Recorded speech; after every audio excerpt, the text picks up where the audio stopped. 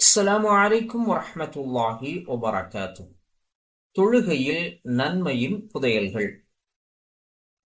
நபிகள் நாயகம் ஸல்லல்லாஹு அலைஹி வஸல்லம் அவர்கள் அறிவிப்பதாக அபூ ஹுரைரா ரலியல்லாஹு தஆலா அன்ஹு அறிவிக்கிறார்கள், லௌலா அன் அஷுக்க அலா உம்மதி லஅமர்துஹும் பிஸ்ஸிவாக்கி மஅ குல்லி ஸலாத்தின்.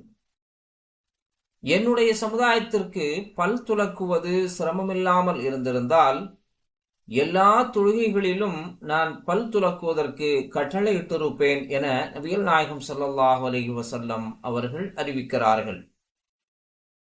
நபிகள் நாயகம் ஸல்லல்லாஹு அலைஹி வஸல்லம் அவர்கள் அறிவிப்பதாக அன்னை ஆயிஷா ரலியல்லாஹு தஆலா அன்ஹா அறிவிக்கிறார்கள், அஸ்ஸிவாக்கு மத்ஹரத்துன் லில் ஃபம் மர்லாத்துன் லில் ரப்.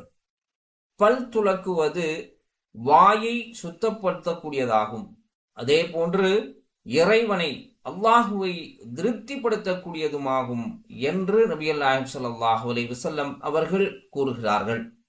அஸ்ஸலாமு அலைக்கும் வரஹ்மத்துல்லாஹி வபரகாத்துஹு.